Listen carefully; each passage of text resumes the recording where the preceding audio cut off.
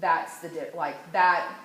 Even though my school wasn't small, that is an indicator of the community style and like the family atmosphere that was created in our system. So like, I was lucky enough to be able to go to a school that like embraced that kind of environment. And so like we did mourn together and we did celebrate together. And it was like something like that. So I think she's very much right.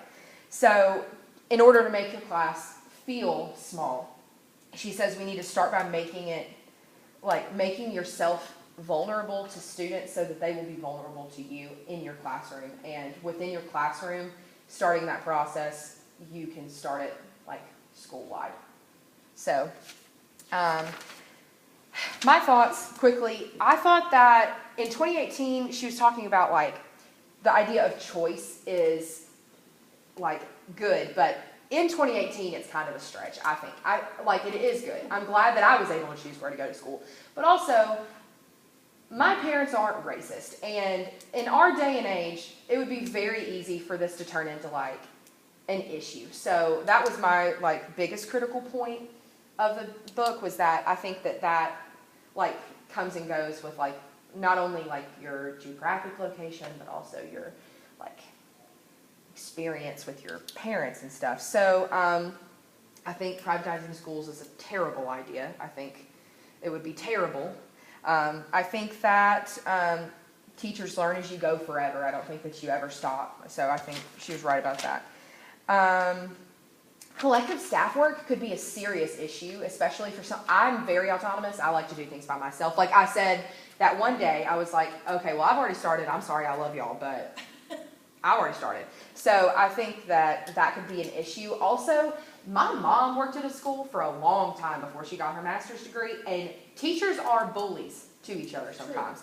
Like, competition is so like forced into us, each and every one of us, that like we inherently do that. We all do it. We try to compete and be better than each other no matter what, like even if you don't mean to.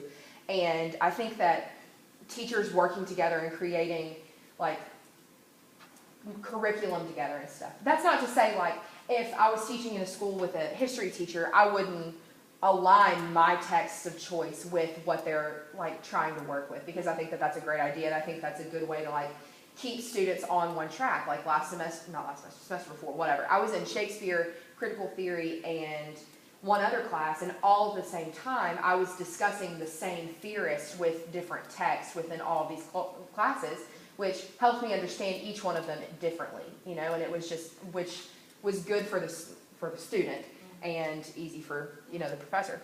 And I wrote that I think that the small school atmosphere is not something that will really happen for us unless, like, not immediately. I said, as a cynic, I believe that it can get that way, but I think that we have to be able to create it in our own classrooms first. And last but not least, this was something that she wrote that I thought was like very pertinent for all of us. We as teachers are trying to convert children to a set of adult intellectual standards and appreciations, our love affair with literature and history, science and math, logic and reason, accuracy and precision, as well as our commitment to justice and fairness in a larger world. And like at the end of the day, this is the goal of the teacher, and I thought that was like a great way to put it out there. So, and so connecting this classroom, and now I promise I'm done. I'm so sorry. I really got into this yesterday at Starbucks. So she said, to strengthen democracy, we must first invest in our children, and investing in our children means teaching them democracy.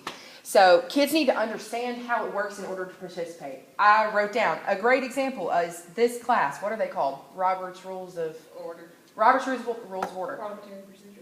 I don't know how that works, which is terrible. I'm almost 22 years old. I should know how that works, but I don't. And so this is something that like we all should know, because we do live in a democracy, and this is something that they use commonly to keep things in order. So we need to teach kids stuff like that.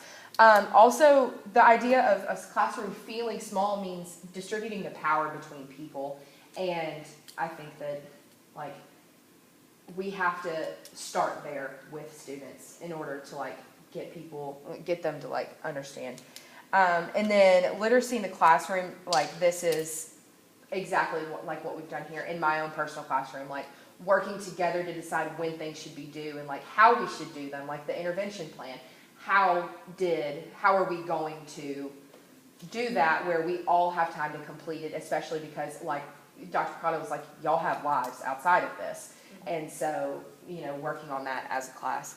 And then also to backtrack to chapter 5 where she was talking about addressing issues in the classroom, in a literature classroom, doing what Miss Willis did and having students read about common issues, and like that's what I'm doing my